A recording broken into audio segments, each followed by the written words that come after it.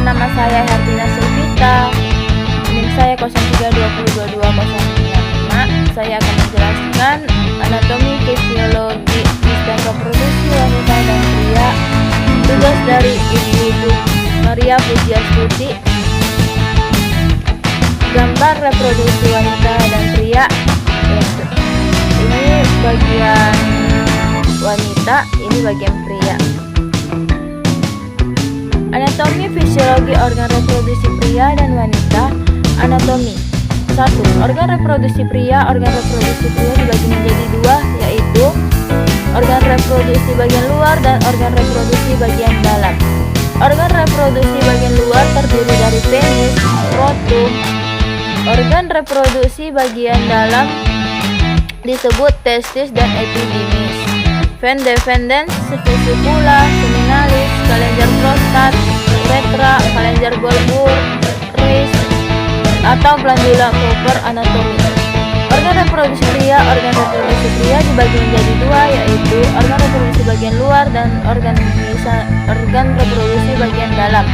Organ reproduksi bagian luar terdiri dari penis, terletak menggantung di depan skrotum. Bagian ujung penis disebut dengan gland. Penis bagian tengah disebut dengan crocus penis dan pangkalnya disebut radix penis. Skrotum adalah kantung kulit berpigmen yang dilapisi jaringan ikat dan fibrosa serta otot polos. Organ reproduksi pria bagian dalam yaitu testis berada di dalam skrotum bersama dengan epididymis atau kantung ekstra. Abdomen tepat di bawah penis. Fungsi testis adalah sebagai tempat dihasilkannya sperma dan hormon testosteron. Sperma merupakan sel kelamin jantan, sedangkan hormon testosteron adalah senyawa yang tepat merangsang perubahan fisik testis tersusun atas saluran yang berkelok-kelok yang bernama tubulus seminiferus, di mana nipol terjadinya pembentukan sperma. Kedua, epididymis, tempat terjadinya naturalisasi akhir sperma. Setelah sperma matang akan bergerak menuju vas defendens. Vas defendens mengangkat sperma menuju vesicula seminalis atau kantong sperma. Vesicula seminalis merupakan dalam dua ruangan di antara bonus kantong kemih dan rectum, masing-masing ruangan bentuk piramida. Kelima, kelenjar prostat merupakan organ dengan strukturnya merupakan kelenjar yang di bagian lagi, yaitu otot yang berfungsi untuk menghasilkan cairan yang encer dan berwarna putih.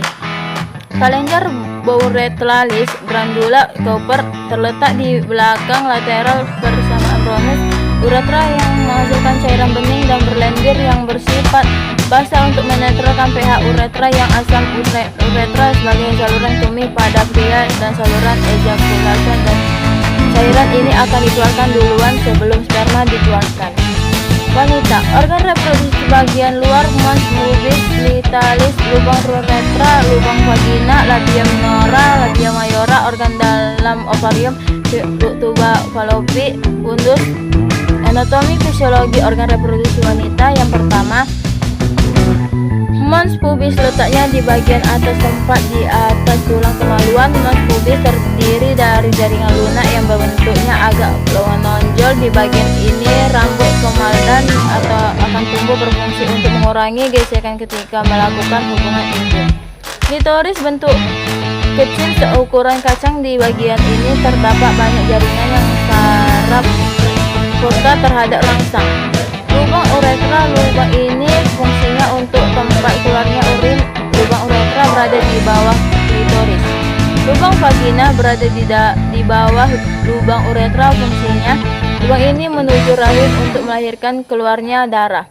Menstruasi dan kopulasi. Labia minora memiliki membran yang tipis dan tidak memiliki rambut dan lemak, tetapi memiliki kelenjar minyak. Labia mayora memiliki bentuk yang lebih tebal. Pada labia ini dapat ditemui rambut mengandung jaringan, lemak, dan kelenjar keringat. Kedua, organ reproduksi bagian dalam yaitu ovarium berbentuk bulat atau oval. Ovarium ditambat oleh otot sehingga dapat menempel di sisi luar uterus. Isi dari ovarium adalah folikel. Folikel yang akan menjadi ovum berfungsi memproduksi sel telur dan penyekresi hormon estrogen dan progesteron berjumlah sepasang. Fimbriae rumbai sampai seperti tangan posisinya corong ke ovarium untuk menerima sel telur ketika dievolusikan oleh ovarium. Setelah itu sel telur akan dialirkan ke tuba Fallopi. Fallopi mengalirkan bertelur menuju uterus di dalam tuba ini dan silia yang berfungsi menggerakkan sel telur. Uterus ruang untuk tempat implantasi dan perkembangan. Uterus terdiri dari 3 lapisan yaitu epithelium dan meiometrum. Konus bagian atas dari uterus terdiri dari 3 lapisan. Serviks mulut uterus yang akan membuka jika terjadi kontraksi. Vagina merupakan saluran yang menghubungkan antara organ reproduksi bagian luar ke organ reproduksi bagian dalam. Inilah saluran yang menjadi jalan ketika bayi lahir, darah menstruasi keluar dan tempat populasi. Sekian dari video saya. Jikalau ada berkata-kata yang bersalah, mohon minta maaf. Sekian, terima kasih, selamat pagi.